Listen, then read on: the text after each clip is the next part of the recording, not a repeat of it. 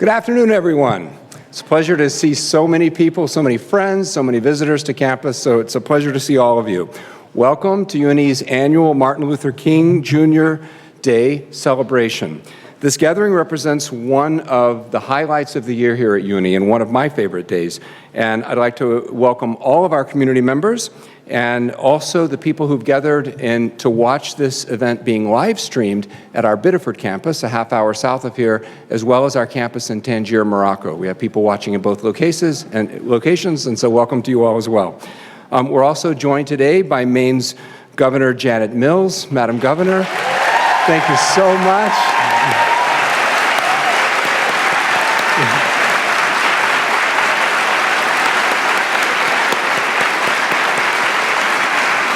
Thank you so much for joining us. We also have a close friend of mine and someone who is truly a Maine icon. There's just no other word for him. My friend Jerry Talbot. So thank you, Jerry, for coming out. We appreciate that. We also have a number of current and former UNE trustees from our Board of Trustees. Any trustees, please stand. Thank you. And Jerry, I know you're a former trustee too, but I won't make you stand. So, and I also welcome a very special welcome to our distinguished guests today, Dr. Ted Johnson and Stacey Abrams. Thank you so much for coming out. So I'm intentionally not going to say too much about either of you. In fact, I'm going to withhold my remarks because our Director of Intercultural Student Engagement, Erica Rousseau, will do a formal introduction to both of you in just a few minutes. So I'll let her do that. But I would like to express my gratitude for you coming and how honored we are here at UNE to have two such distinguished individuals as you joining us today. So thank you very, very much.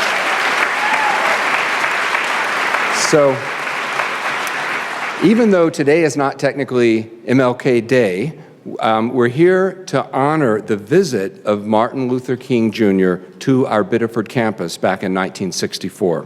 So nearly 56 years ago, Dr. King came to speak at our precursor institution, St. Francis College. And less than a year after his famous I Have a Dream speech, Dr. King accepted an invitation from two faculty members at St. Francis College, prompting him to make his only visit to Maine. In that same year, he would win the Nobel Peace Prize, and he would be named Time Magazine's Man of the Year.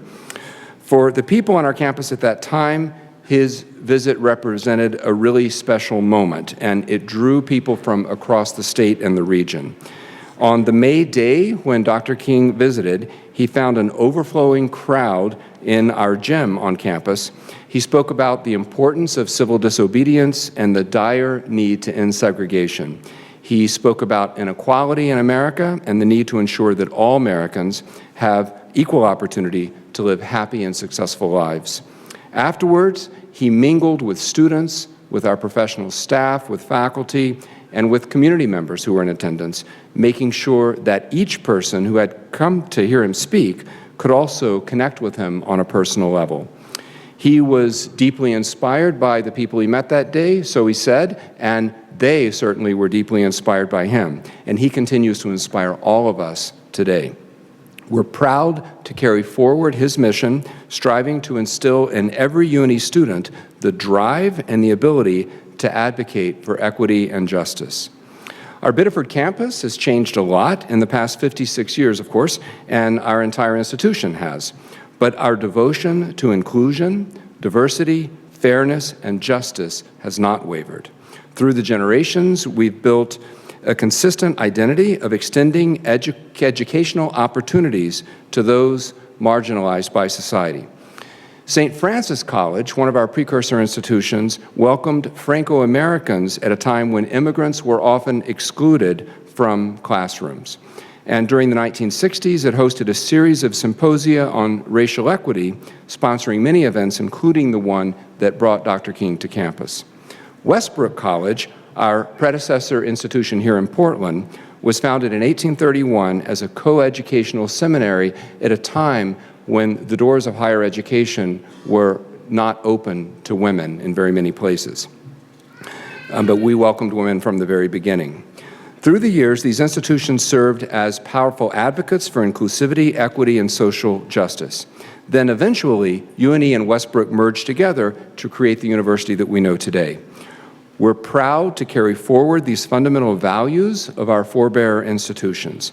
We live in a diverse society, and we want our community to reflect the richness of that diversity. However, injustice, including racism and discrimination of various kinds, still exists today. In response, our community has redoubled our efforts to create an inclusive environment. Our new strategic plan makes ensuring a welcoming, inclusive, and vibrant community as one of our key strategic priorities.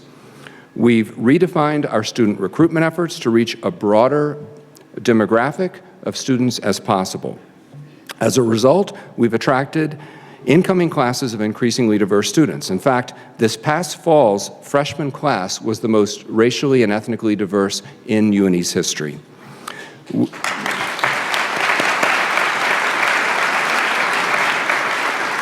We greet many of these students with a new event, an annual Students of Color Breakfast welcoming event that we created 2 years ago. We've also created a new, more visible welcoming space in our Cultural Exchange Lounge in Biddeford. We've supported new clubs and affinity groups, including a Black Student Union and a Muslim Student Association. We've created a campus-wide committee to guide and oversee our diversity and inclusion efforts. We've created a new position of Assistant Provost for Community, Equity, Diversity, and Inclusion, and we're currently in the midst of a national search for a proven leader who will guide our efforts forward in this regard. Our college campuses and in society more broadly, there is still much work to be done, and we hope the student whose lives we touch will help create the more inclusive society that Dr. King envisioned. It's still a tall hill to climb, but with the wisdom of Dr. King and the righteousness of his cause lighting our way, the hill is surmountable. Thank you all for doing your part, just even by being here today. Now, it's my pleasure to introduce Erica Rousseau, UNE's Director of Intercultural Student Engagement, and thanks to Erica's hard work, we've been able to present today's event. Thanks to her guidance, we've made many improvements already in our campus climate. So thank you, Erica, and please.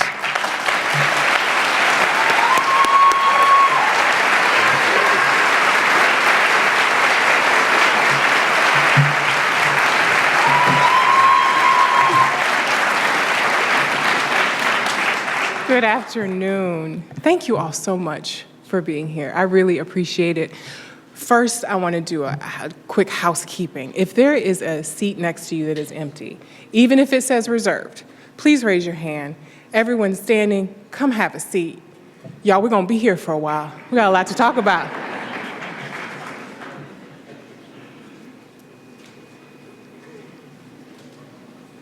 I'm going to just keep talking.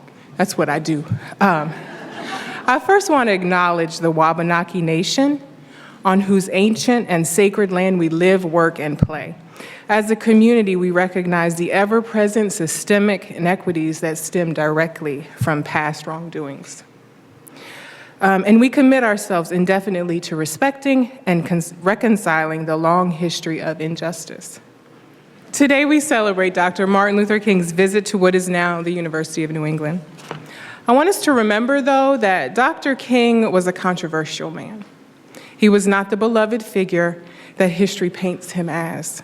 He was a radical revolutionary.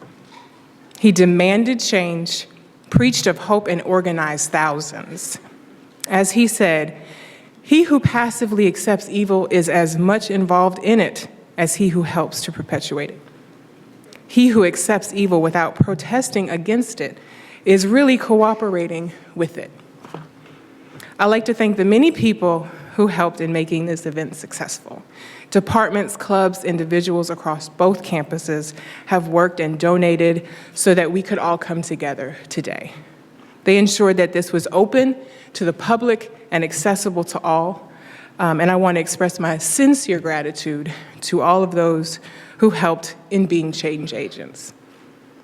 Today, as we celebrate this radical revolutionary man, we know that there are still changes we as a nation need to make. One of the most powerful tools that we have is our right to vote. Yet many are denied that right. We will discuss those tactics today with the help of Dr. Ted Johnson and Ms. Stacey Abrams.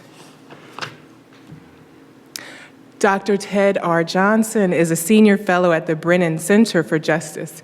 In his role, he explores the interaction between race, electoral behavior, and policy outcomes that result in socioeconomic and political disparities. Prior to joining the Brennan Center, Dr. Johnson was a national fellow at the New America and a research manager at Deloitte. I'm sorry, I mispronounced that. He is also a retired commander in the United States Navy. His research and writing on political and racial disparities has appeared in the Washington Post, the New York Times, the Atlantic, and several other national and niche publications. And he is the author of the forthcoming book, When the Stars Begin to Fall, which is an argument for the creation of national solidarity that combats the racial inequality threatening America. Dr. Johnson holds a BS in mathematics from Hampton University, a master's degree with a concentration in international relations from Harvard University, and a doctorate of law and policy from Northeastern University. Please welcome Dr. Theodore Johnson.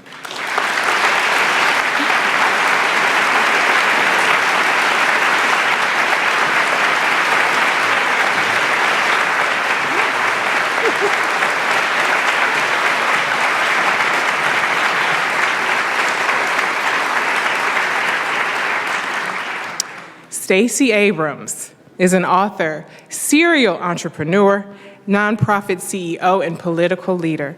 After serving for 11 years in the Georgia House of Representatives, 7 as minority leader in 2018, Abrams became the Democratic nominee for governor for Georgia, when she won more votes than any other Democrat in the state's history. Abrams was the first Black woman to become the gubernatorial nominee for a major party in the United States.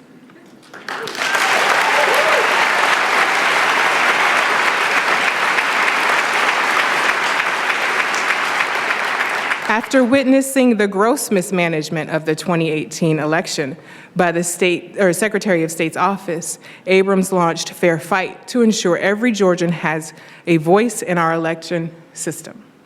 Over the course of her career, Abrams has founded multiple organizations devoted to voting rights, training and hiring young people of color, and tackling social issues at both the state and national levels.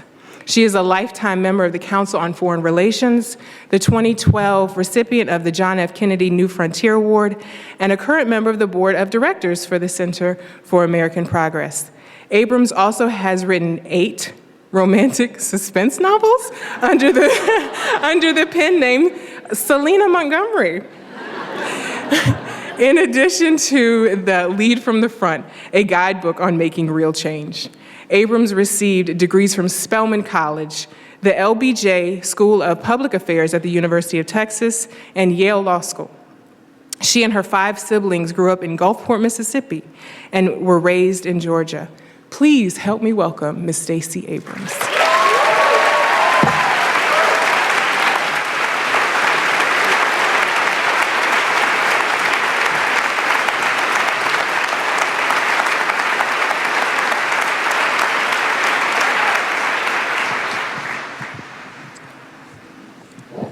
It's a very big book. These are my notes. Hello, good morning, everyone. Thank you all for being here on this beautiful, cold Maine January day.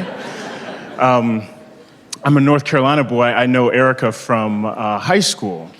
But in the hopes of being pragmatic, I packed pretty lightly and didn't bring a jacket or a coat. And I'm hanging in there today now that the sun is out, but last night was a bit of a struggle. But I'm glad you all braved the elements to be with us today. And it's an honor to be here, and it's an honor to be here with Stacey Abrams. So what I'd like to do is sort of talk a little bit about your background and beginnings, your career into politics, the 2018 election, which I'm sure you've talked about quite a bit. Something happened? Yeah. And it's still happening is the problem. And then we'll go talk about voter suppression and what can be done about it. So we're here to celebrate Martin Luther King's life and legacy. King was the child of a minister who grew up in Atlanta, spent his formative years there, went to college there, and embarked on a career of civil rights activism, fighting racial segregation, fighting for economic justice. And Stacey Abrams spent her formative years in Atlanta.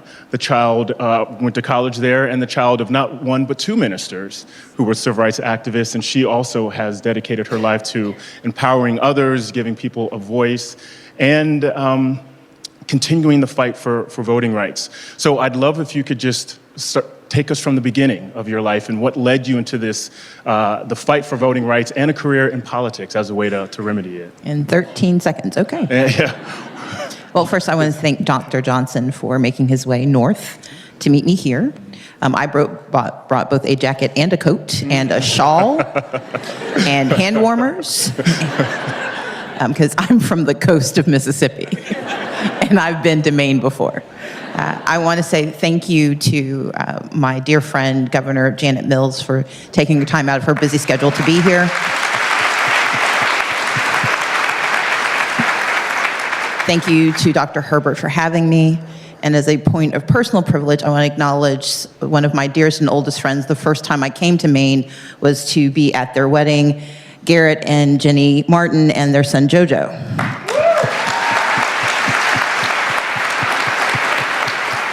But Erica, they had the good grace to be married in the summer. But thank you so much for organizing my time here. So, hi. I grew up in Gulfport. I was there until I was 15.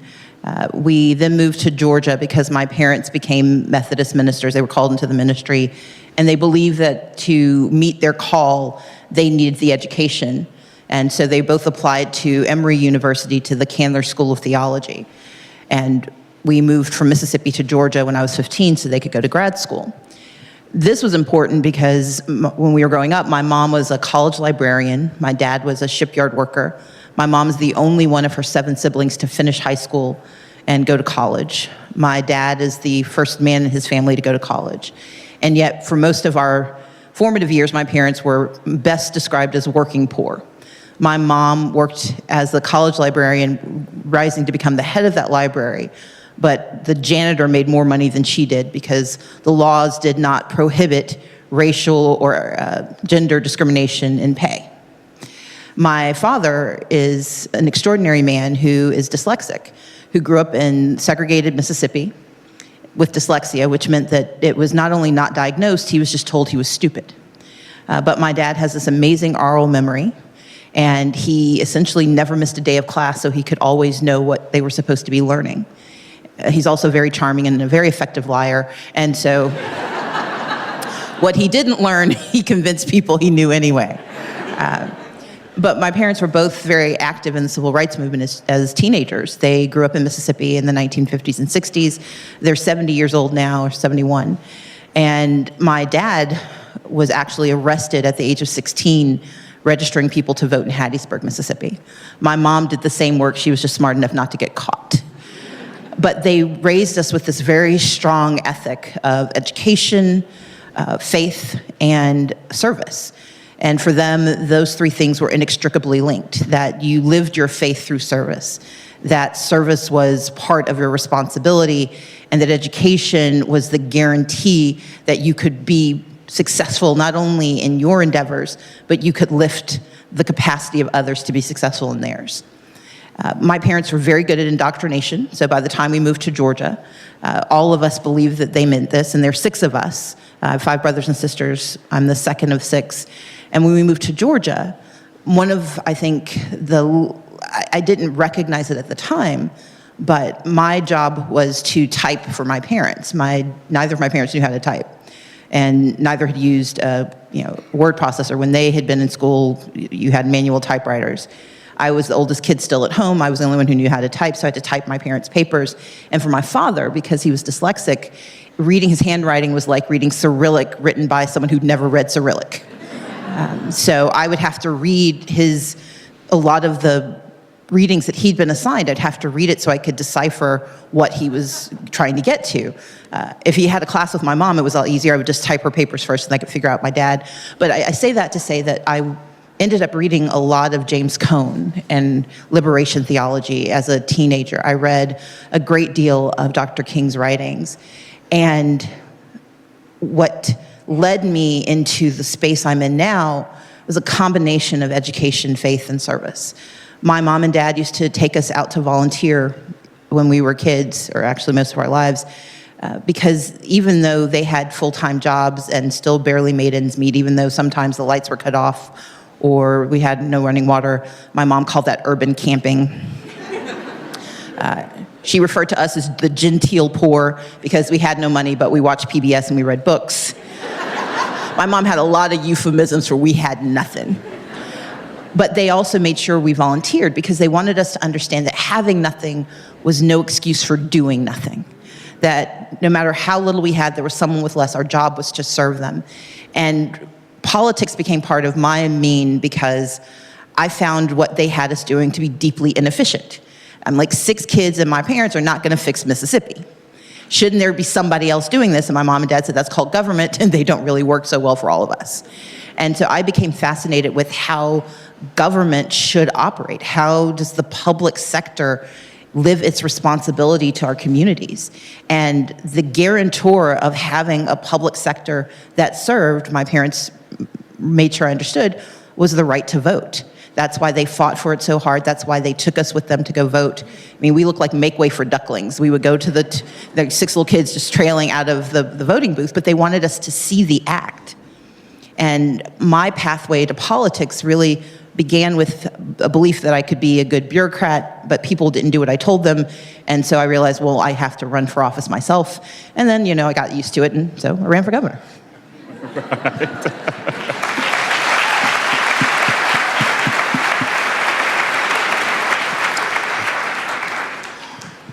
So 2018 comes, and now you've been in local office in Georgia. You've been picked up a couple of graduate degrees. You were in government at Spelman, and it's time to run for governor. Or this is the next thing in your sights, and you're running against. So first, you're running in Georgia, which is a reliably Republican state. At least it has been for a few decades now, and you're running against the Secretary of State in Georgia, who's a Republican, which means he's in charge of the competition you're just about to engage in. Yes. And running in that competition. Yes. Right. And it's like the New England Patriots letting Tom Brady be the referee. Right.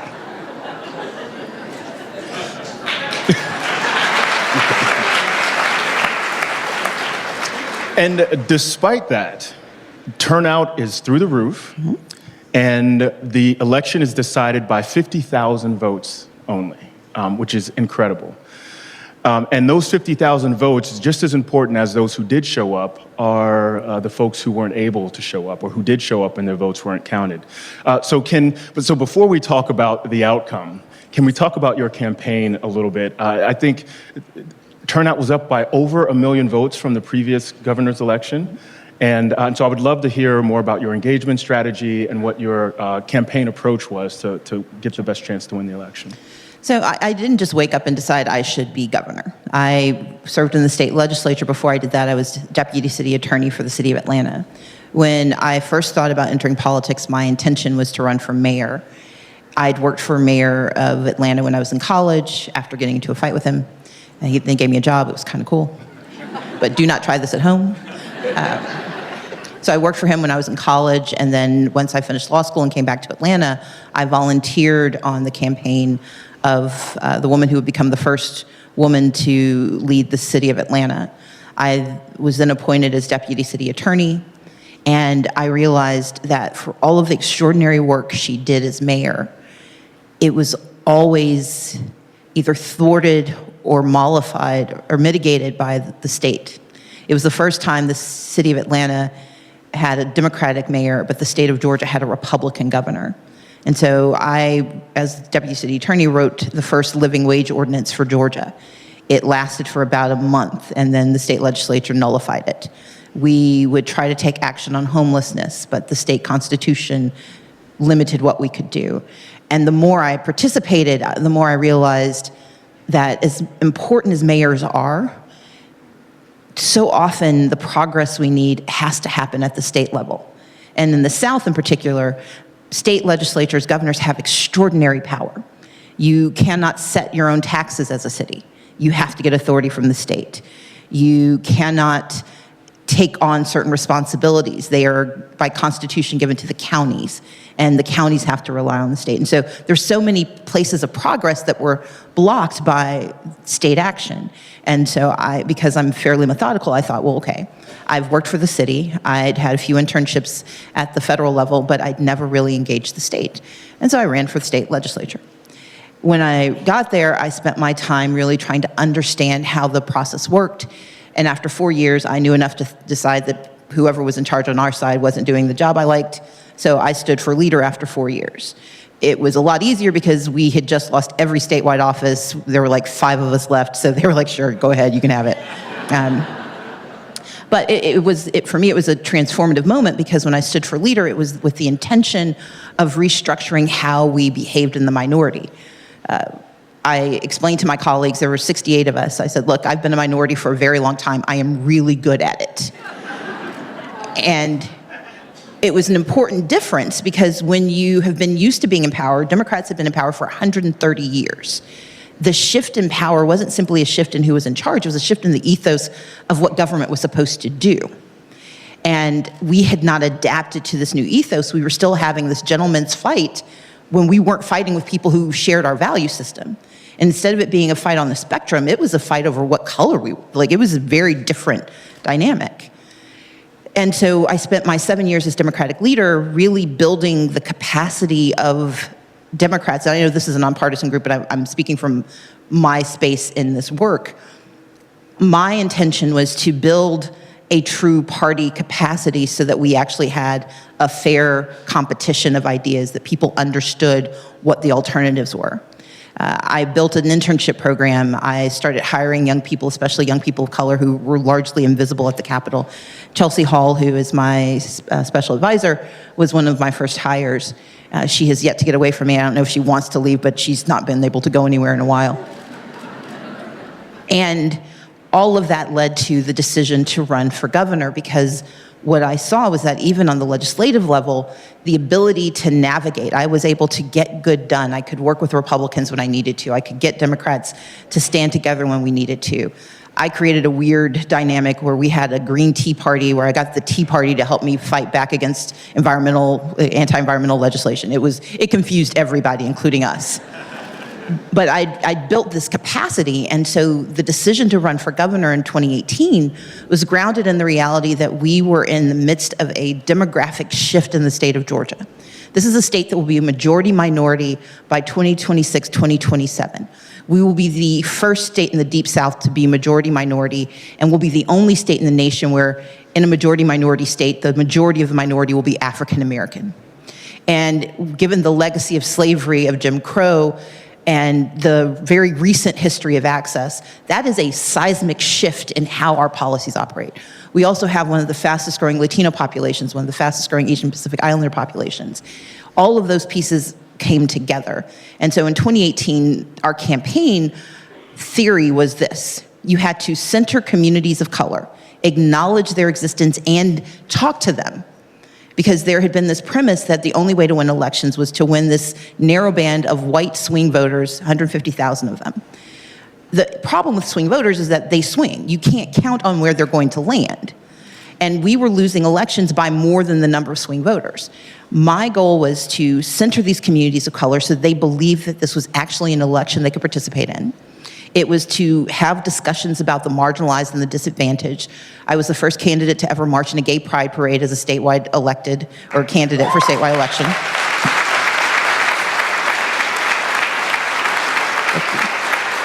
I had meetings in mosques and in temples, and I met in small community groups with undocumented immigrants. I worked hard to touch every community, and for them to see the outreach.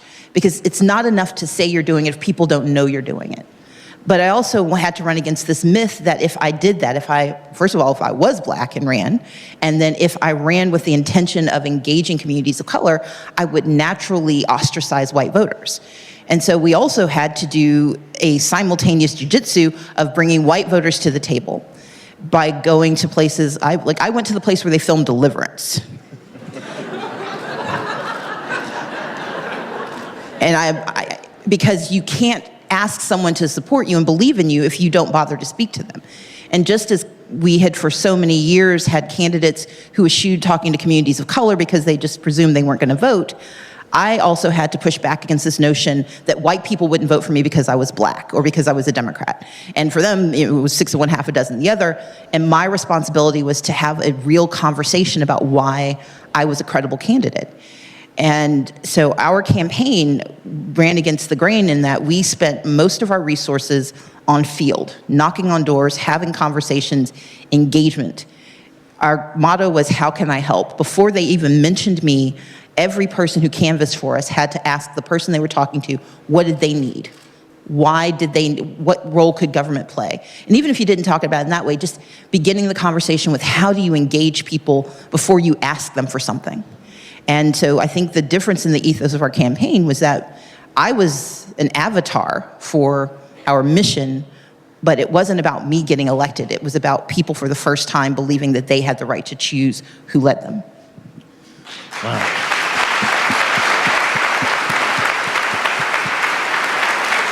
And am I right in saying that you were the first gubernatorial candidate to have Spanish language campaign ads in Georgia? Yes, I was the first candidate to have statewide Spanish language ads on television. It was the only, I can't find another Democrat who was on both urban radio and country radio.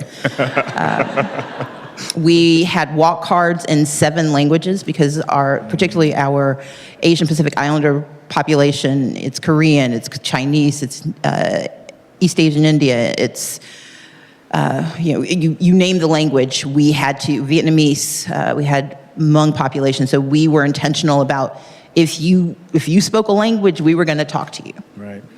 And so election happens. Yes. Right. And you get about 1.9.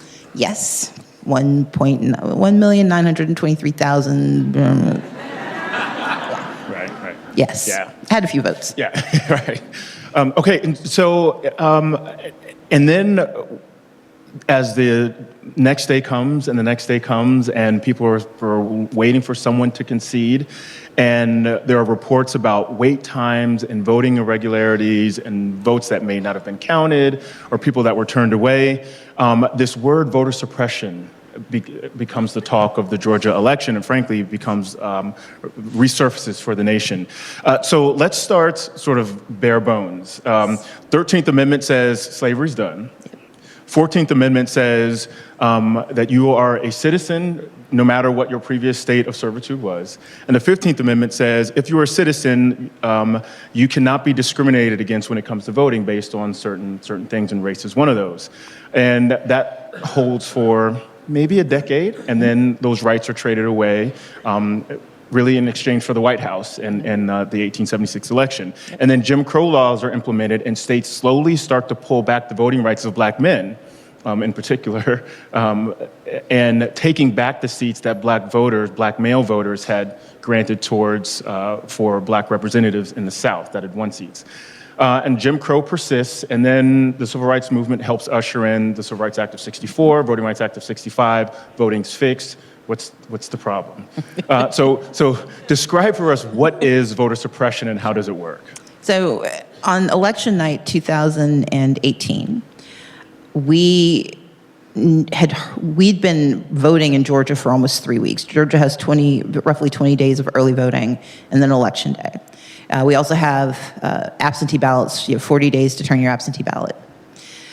We'd been getting phone calls. We had the only statewide voter protection team that was full-time because I'd met my opponent before. He and we'd had some skirmishes on earlier issues. And so we anticipated that voter suppression would be an issue. We had teams in place, we had lawsuits, And for the 3 weeks preceding the election, we received almost 30,000 phone calls from people complaining about the election process, telling us about their absentee ballots not arriving or their absentee ballots being rejected, telling us that their names had disappeared from the rolls. Georgia also had this thing called exact match, where when you applied to register to vote, the state used a system of matching your data to information either in the Social Security Administration database or the Department of Motor Vehicles. In Georgia, the DMV does not allow spaces in your last name. So if your last name is Del space Rios, it pushes it together. Well, what exact match does is if they compare your name to that database, it will say that you are not lawfully allowed to vote, and so it kicks you out. But they never tell you that's the problem. They just tell you you're not eligible to vote. This happened to 53,000 people in Georgia. It wasn't just the spacing, it was the fact that if you got married and the Social Security Administration, because women would never know this, that they didn't quite fix your last name properly. All of those issues aggregated to hold 53,000 people hostage. Their registration's not processed. And they were told, well, if you just show up and prove that you fixed it, we'll let you vote. But for a lot of folks, they didn't know what they needed to fix. We had a Secretary of State who, over the 8-year tenure that he held that job, he had purged 1.4 million voter names from the rolls. And he had overseen the closure of 214 precincts. So let me put this in context. Georgia's a state of about 11 million people, 10.5 million. You have about 4 million voters who showed up in the 2018 election. We increased voter turnout in Georgia on the Democratic side by 800,000 votes. 800,000. But that increase was largely comprised of communities of color, although we tripled Democratic participation by Latinos. We tripled Democratic participation by Asian Pacific Islanders. We increased youth participation rates by 139%. We increased Black participation by 40%, which doesn't sound nearly as fabulous as a tripling until you realize that in 2014, 1.1 million Democrats voted for governor. 4 years later, 1.2 million Black people voted for me.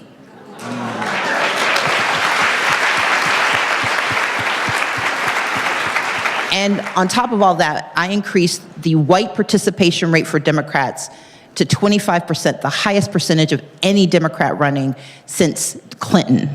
So in a generation, we achieved the highest white turnout. So you put all that together and it sounds like I should be governor. But what voter suppression does, here's what voter suppression does.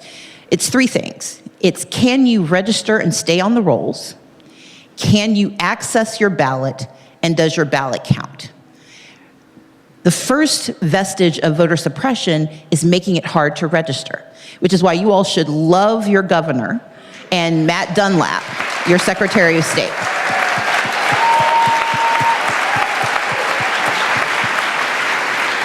Automatic registration, same-day registration, mitigates the harm of voter suppression because it doesn't matter when you get on the rolls as long as you get to vote. Well, in the South in particular, although it's true now across the country, you have a number of states that are undergoing this. They try to stop you from getting on the rolls. They try to limit third-party voter registration. So if you're in Florida or Texas, the League of Women Voters does not register people to vote in Florida anymore because of how difficult it is to be a third-party register. The League of Women Voters is seen as a, voter fraud organization under Florida law. So you have these challenges with how do you get on the rolls and stay on the rolls. So getting on the rolls is hard. Exact match in Georgia. And then there's the purging. You get on there, but there are 9 states that say that if you don't vote in a certain number of elections, you lose your right to vote. That's called use it or lose it laws. Georgia is a use it or lose it state. So people who just decide not to vote lose their right. I don't lose my Second Amendment rights because I don't go shooting on Sundays. I don't lose. And so in the United States, voting is the only right that we have said you can lose simply for not using it. So it's can you get on the rolls, can you stay on the rolls? Wisconsin is currently in a court battle over 200,000 people they're trying to purge. In Georgia, they just tried to purge 309,000. We got the Secretary of State to admit he made 22,000 errors, meaning 22,000 people were nearly stripped of their right to vote, but for our lawsuit, they would have lost their right to vote. So that's the first piece. The second piece is, can you access your ballot? That is, if you apply for an absentee ballot, if you're lucky enough to live in a state that lets you use them, does it get to you? And for a lot of folks, it doesn't, especially in Georgia. We had a number of lawsuits because absentee ballots were never sent out. And then it's, can you get to your polling place? An analysis by the Atlanta Journal-Constitution shows that in Georgia, up to 60,000 people were not allowed to vote in 2018 because the polling place that they used to be able to go to down the street had shut down. Now, it sounds like, well, you should have gone somewhere else. Well, if you live in a community without public transportation, if instead of it being a mile away, it's 10 miles away, and you don't get 10 miles worth of time off from your job, yes, you technically have the right to go and vote, but they have the right to dock your pay, because in Georgia, you don't get paid for your time off, then you don't have a real right to vote. And then the third is, can your ballot get counted, which I like to glibly refer to as Florida. Although Georgia had its own issues, which is that absentee ballots get returned, and in states like Georgia, Florida, Michigan, they have something called a signature match, where because your signature did not match either your voter registration card or your driver's license, they threw your ballot out. My signature does not match from Kroger to CVS. And yet, you know, some very well-intentioned volunteers who watched forensic files the night before were permitted to decide whether someone's democratic rights were real if they thought the signature was different. Now, for seniors, for elderly folks, it is a deeply problematic issue because physical impairment, lack of sleep, stress, all of those things can change how your signature works. If you are physically disabled, this is a deeply problematic issue. And so all of these things become part of the problem. And the last problem is provisional ballots, which was a solution that was put in place under the HAVA Act, the Help America Votes Act, but it's now become weaponized where they're giving provisional ballots to folks because they just don't like the look of them. And the problem with provisional ballots is that you have to then come back and cure whatever flaw they saw. So they let you vote, but it's not a real vote until you come back. And if you're a shift worker, you may not get time to come back.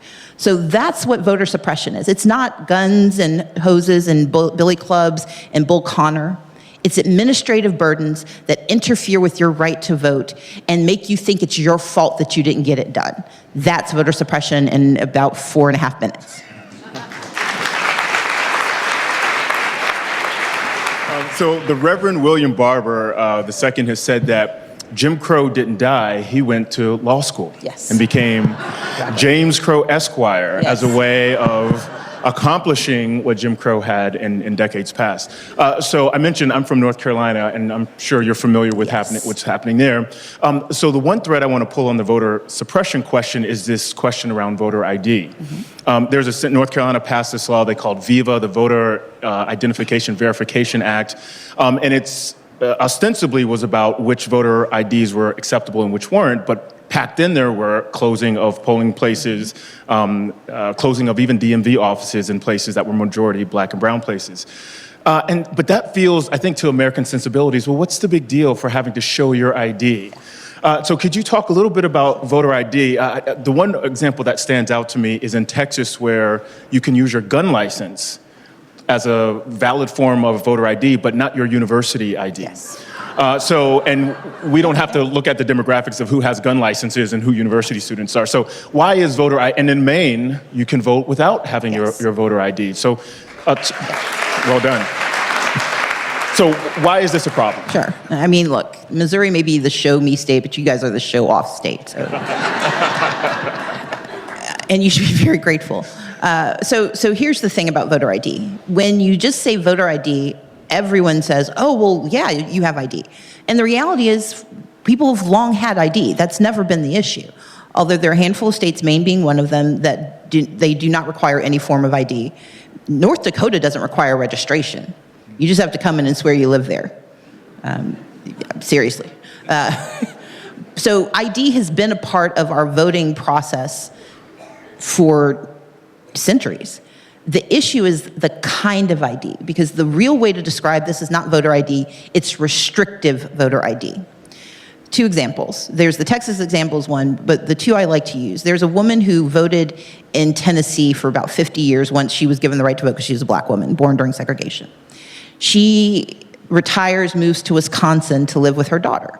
She goes to get her driver's license, which is now a required ID, and they have certain requirements for that, for getting that ID. Among that is that she has to provide her original birth certificate. She was born in segregated Tennessee, where she was not allowed to be born in a hospital. So the only document she can provide is a certificate of live birth, otherwise known as the birth certificate that President Obama has. You know, it says you were born and it says where, but it's not the official one from the hospital. They did not allow her to vote because she could not produce an unattainable document. And even though she'd been able to vote for 50 years, they stripped her of her right to vote because she could not provide that document. In Wisconsin, another a state that used to be fantastic for voting, they have a similar law to Texas and Georgia. Georgia does not permit you to use your student ID. You can pay the student tuition, you can give them all your tax dollars while you work and live there, but they will not let you use that identification. And the challenge is that a lot of young people do not get driver's licenses anymore. And so in Wisconsin, you can use your student ID, but your student ID has to have an expiration date on it. But the university does not provide expiration dates on their IDs. Because under Scott Walker, the governor, he decided that the Board of Regents wasn't going to do that. So they set a rule and then made it impossible to meet that rule. North Dakota, the voter ID that you provide has to have a mailing address on it. It has to have a residential address on it. Now, as I said, North Dakota doesn't require you to register, but they do have a voter ID law. It sounds fine, residential address, unless you live on reservations, which more than 5,000 voters in North Dakota do. The state or county has to provide you with a residential address, which they have refused to provide. And yet you have to have that residential address in order to vote. And so Native Americans were completely disenfranchised in the 2018 election because in 2016 and 2012, they were very successful in electing people, they were stripped of their rights. And I will tell you this about Maine. Maine is better now, but Native Americans didn't become citizens of the United States until 1924. But here in Maine, they didn't get the right to vote until 1954, and even then they weren't allowed to vote in state elections until 1959.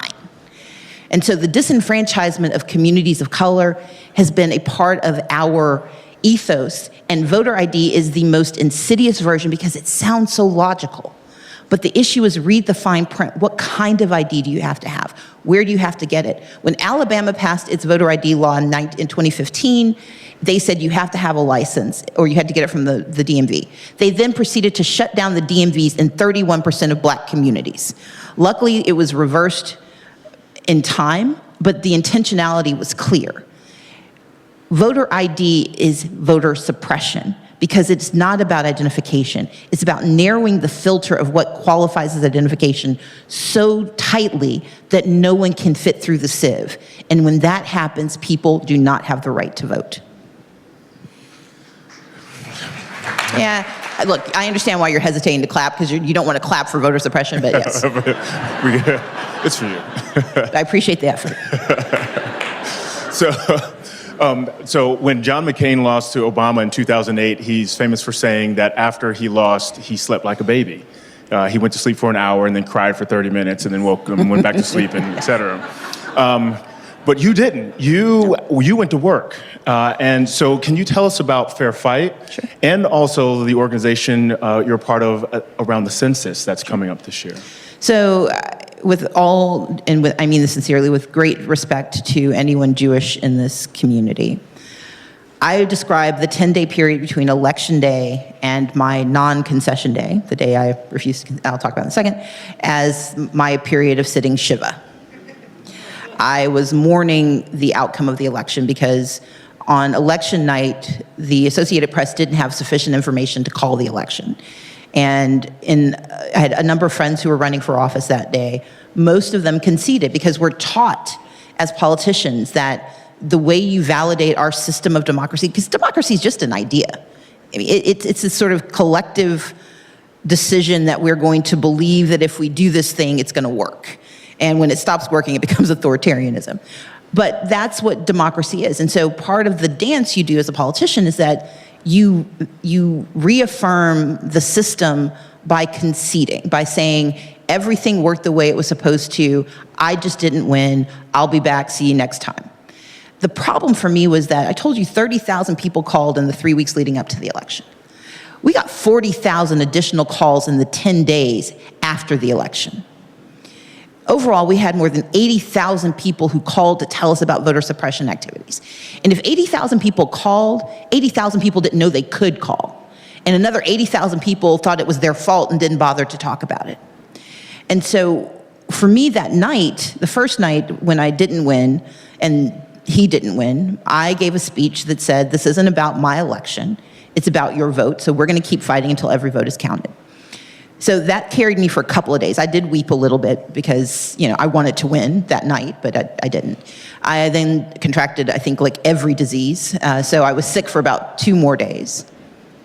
And I was getting reports from our team, and what we found was that it wasn't just what we thought voter suppression was gonna look like. We had scenario A, B, C. We were in scenario Z. We had communities where deputy sheriffs were handing out provisional ballots to black voters, but not to white voters, knowing that those folks would not come back to cure those ballots. We had 4-hour wait times for African Americans, the longest wait times in the nation. And in a state where you don't get time off to vote that's paid, that's the difference between whether you can take care of your family or not.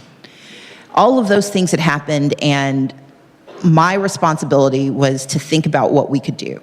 And so I went through the stages of grief pretty quickly.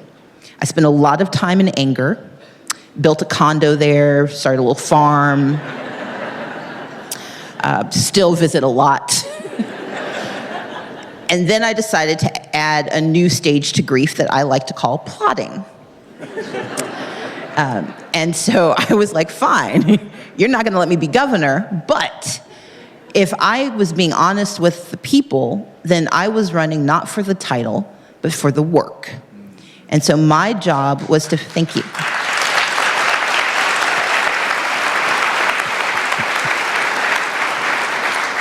And so my job was to figure out what work could I do if I were not the governor, because I would have plenty of time on my hands.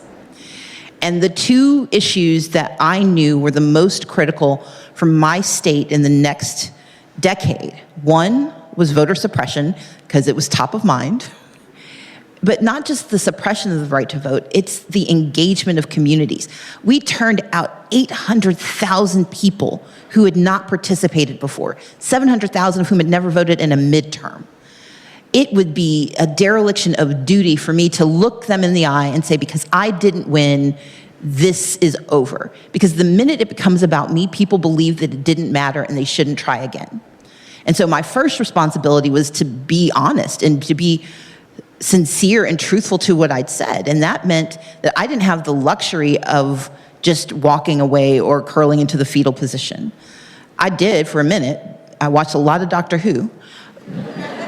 But then my job was to think about what else could I do. So Fair Fight became the mission. It expanded on an organization I'd started in 2014, where I was really just focusing on voter engagement, turning out these communities, and it became not just about engagement, but about fighting voter suppression. And over time, it became a national fight. We're here in Maine. We are working on Fair Fight 2020, which is a partisan effort, but it is an effort to ensure that voter protection happens, even in a state like Maine, because Maine has voter suppression. But the second part, so that's what Fair Fight does. We fight in Georgia. We have sued the state of Georgia. We will be in trial probably in March or April because the system is wrong, it's broken, it's flawed. My non-concession speech said, I acknowledge the legal sufficiency of the election. He got more votes than I did by 54,723 to be roughly exact. I acknowledge the legal sufficiency. The law said he could do what he did. The law is wrong. And so we are suing to change the law.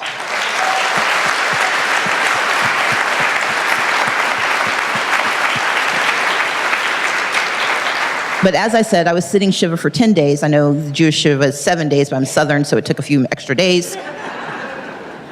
I thought, okay, there's the voting piece, but there's a infrastructure issue that we, especially progressives allied, that we just don't pay attention to. And that is the census. We treat the census as a statistical operation that happens once every 10 years that we vaguely recall and maybe don't participate in. But the census is the allocation of power in America. It allocates $1.5 trillion per year. It decides the apportionment not only of Congress, but those maps then also decide the apportionment of your school district, your state legislative districts. Representative Talbot was elected based on the apportionment that happened in 1970. So when he ran in 72, it was because of what happened in the census in Maine. The census tells the story of who we are. And by telling that story, if they can hide who's here, if they can use a citizenship question to scare people out of responding, if they can use prison gerrymandering to allocate dollars where people are being held and not where they came from, then the communities where they're held get enriched, but the places that produce them continue to suffer. We have to think of the census as a 10-year battle. We cannot fight it once a year, every decennial. We have to fight it every day. And so I started Fair Count, which has the sole purpose of ensuring that hard-to-count communities are counted in the census and understand their power in the census. And so that's the other thing I do.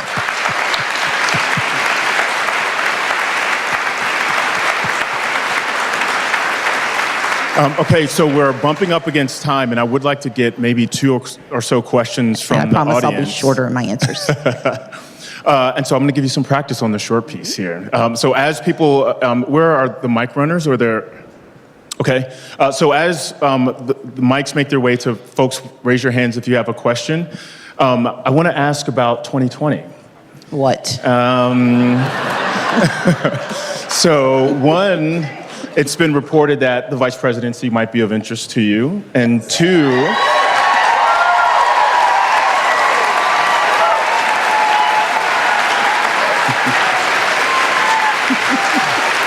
and also, I'm curious about your view of the field and how the field has narrowed over the last few months. Sure. So I did not run for president in part because I believe that my best value add is the work I'm doing on Fair Fight and Fair Count. I think the structural piece is important. I also didn't run because I think we have an extraordinary crop of folks who are running. I think we have unfortunately lost opportunities to have a full engaged field, in part because the structure of the system was designed to respond to the 2016 election. As well-intentioned as it may be, the reality is we have to stop relitigating past elections and actually start planning our systems for future elections.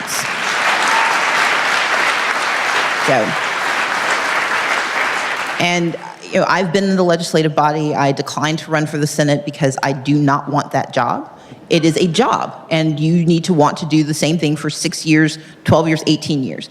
I don't want to. And I'm going to work really hard to make sure whoever in Georgia wants it can get it.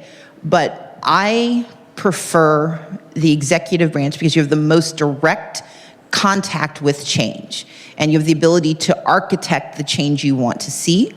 And if the person who becomes the nominee for the Democratic candidacy for president says they want me to help, I am all in.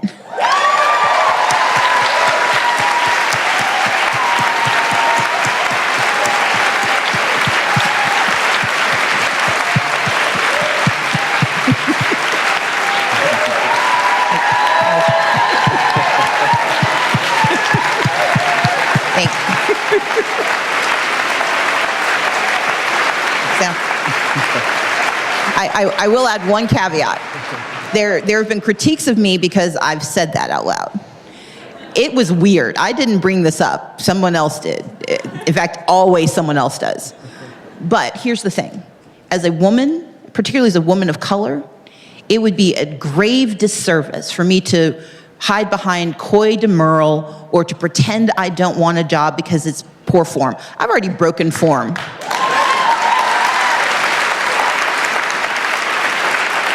And my ambition is not simply for myself. My ambition is for our nation. And I believe there is no higher form of patriotism than service, and I would be honored to serve.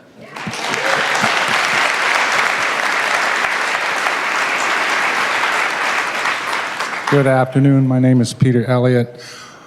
It's really great to be in a crowd where I see handshakes and smiles and waves and hugs, unlike some of these other crowds that we've seen where there are growls and discouraging words. Voting is a matter of judgment. There was a guy who had a dream that we judge not by the color of our skins, but by the content of character. My question is, how do we as individuals acquire the validity to make judgment of others' character? Sure. I will not, because I don't think this is what you intended, but I'm going to use this as a point of privilege. Identity matters. In the United States, our experiences are shaped by our identities, whether it's our race, our gender, our ethnicity, our religious traditions, our sexual orientation, our gender identity.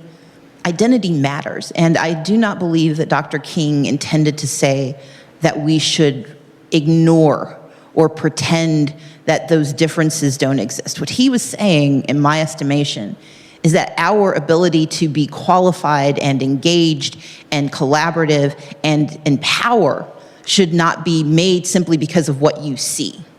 That what you see tells you a story, and it's disingenuous to pretend it doesn't. Our responsibility, and the answer to your question is, our responsibility is to understand how people were shaped by what we see, but that we also explore more deeply how they've lived that life based on who they are.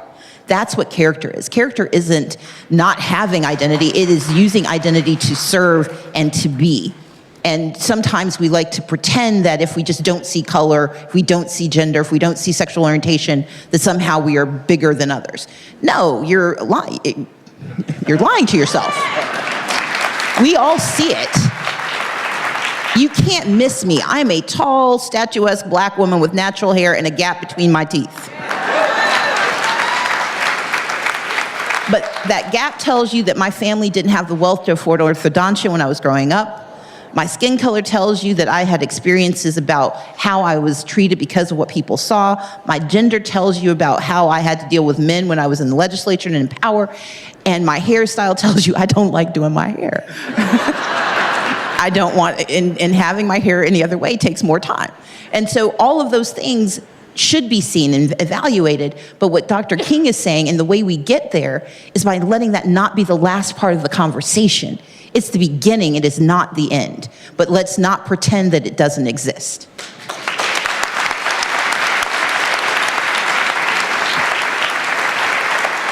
Hi. My name is Marcy Makinen, and I'm one of the founding members of the Poor People's Campaign, a national call for moral revival. And in Maine, I'm one of the co-chairs, and we know that in the last presidential election, only 66 million people voted, and we know that there are 140 million poor and low-wealth Americans. And we know that they don't vote because they don't hear their issues being spoken about. So I'm wondering, my question is, if you were a candidate, or if you would support a national debate on poverty. Yeah, absolutely. Poverty is immoral, it's economically inefficient, and it's solvable.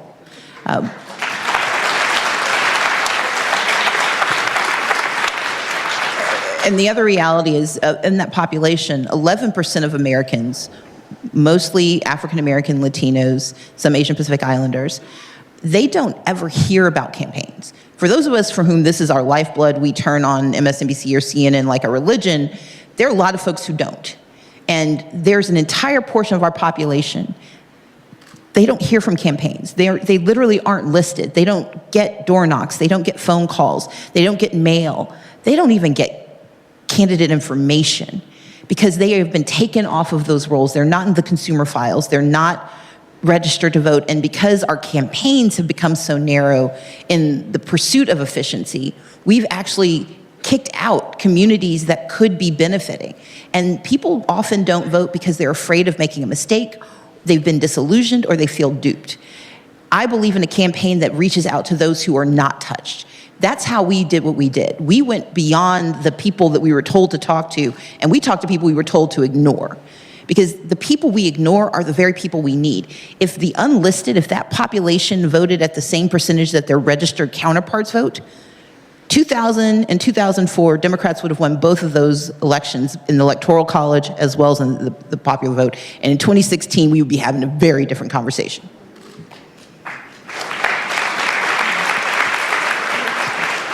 I have two questions. One is if you can talk a little bit, I'm not sure if I get the name right, Loeffler, that guy, you know, with his daughter, that whole thing. And the other is, what do you think the likelihood is of Georgia going Democratic, you know, for the senators or the presidential election?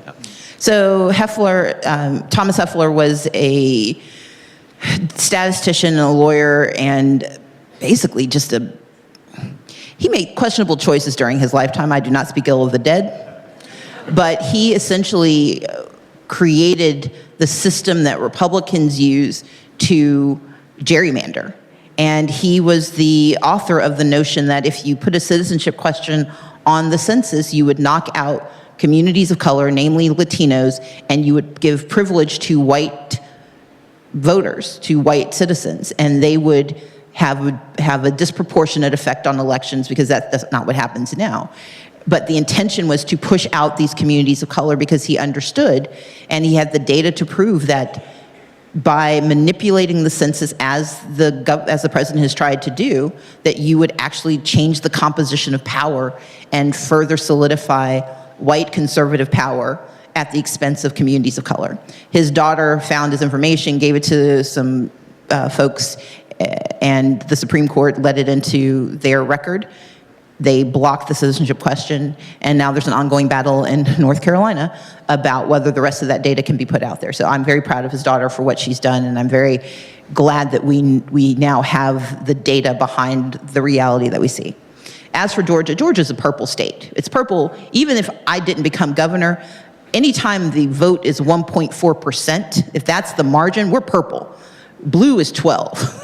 I mean, red is if we were back in our 5-point, 10-point space.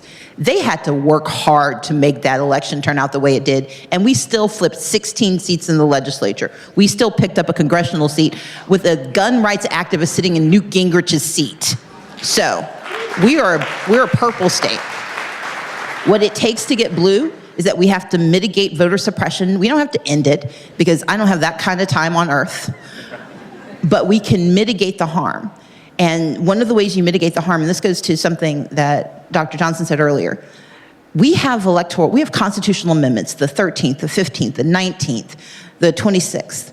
But every time we have a constitutional amendment, we delegate to the states the authority to implement. And as long as states have the authority to discriminate and to create a different democracy based on whether you live within the lines of that state, then voter suppression will continue to exist. But I know in Georgia that we now know their playbook. And more importantly, we've got the resources to fight back. And I believe 2020 is going to surprise a whole lot of folks. I won't be surprised, though.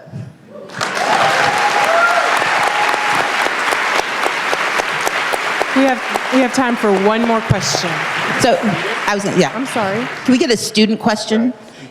A student. Yes. Okay, young woman in pink, you jumped up. Come over, stand both sides, and ask Thank you. Okay. I also had a question. I was a student. No, you get to go first. Okay. Okay. Yeah. All right. Hi, I'm Joshua Golden. On behalf of the College of Dental Medicine, I want to thank you so much for coming up here. I myself am from North Carolina, so I want to thank you, sir, for your service to our military and all, and I want to thank you for everything that you've done as well. My question is, as students, what can we do to continue to progress forward? And also, for anyone who's interested in running an office, including myself, probably back in North Carolina or here in Maine, because I'm falling in love with everyone's state here, so thank you for welcoming me. What do you suggest that we do to make sure that we can be successful like you? Students in Maine can be the difference in every election. That's the bottom line. But But under the previous governor, there had been attempts to limit how students access their right to vote. You have the right to vote, but you have to get registered, and registration has never been easier than it has become under Governor Mills. Every student in here should ensure that 3 of their friends are registered to vote by the end of the week. Everyone. And we have to adopt the belief that you do not vote alone. If you're going to vote, bring friends with you, because it's not enough to get registered. We have to live that belief, and that means people have to go and vote. And we are all friends with people who pretend to know things they don't know. We have to kindly engage them, but make sure they show up unless they're voting the wrong way, in which case, you can whisper. You should still engage them, yes, but you don't have to be as aggressive. And if you want to run for office, run. You do not need to wait to be asked. Young people, people of color, women tend to wait to be asked. I'm asking you now, run for office. You cannot, that's what we need. Thank you. Hi. Okay, you're the last, so you have to make the most transformative, thoughtful, and profound question ever asked. No pressure at all. No. So my question for you is on the topic of power and privilege and understanding my white privilege, and I don't think it is on the onus of people of color to educate me. But what I would like to know is what white people can do to make sure that we're centralizing people of color and helping, assisting in that process from that position of power that we do have. Okay, so you did it. You're well done. Okay.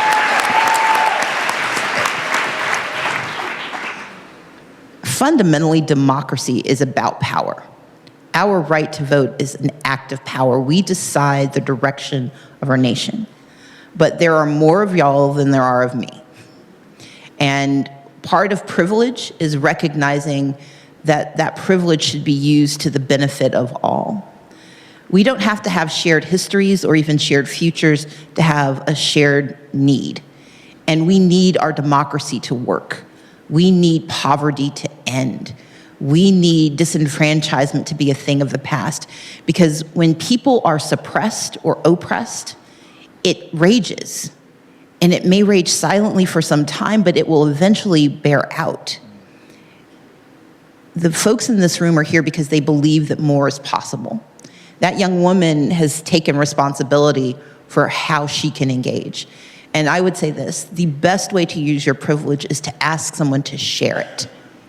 Ask how you can help. In our campaign, their first responsibility was to say, how can I help? Not to say, vote for Stacey. This is true in my office as leader. When people called, they often called my office because my name was first on the list. Republicans called me, Democrats called me, people who hated politics called me. And the tendency would be to say, well, that's not my job, that's not her district. My edict to our staff was that your job is to answer the question, not to pass it off, not to say it's not your responsibility, but to find a solution. Because if they took the time to ask, then they deserve an answer. If you have privilege, it is your job to use that privilege for those who don't know they have power. And if you are willing to do that, Dr. King's life will have been not in vain, but in testament to who we can be. Thank you all so much. Thank you.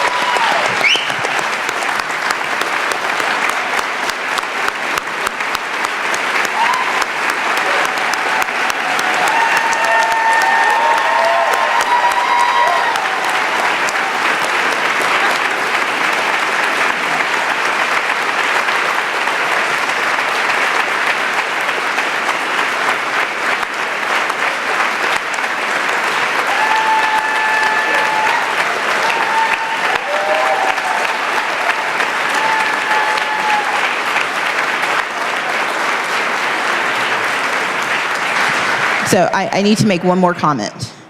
Dr. Herbert, this is your fault. So I would love to stay and mingle and touch hands and connect, but they are flying me out of Boston, which apparently is not here. And so the urgency with which they're moving me is not a signal that I do not understand the beloved community, but none of y'all can fly me back to Georgia. So thank you.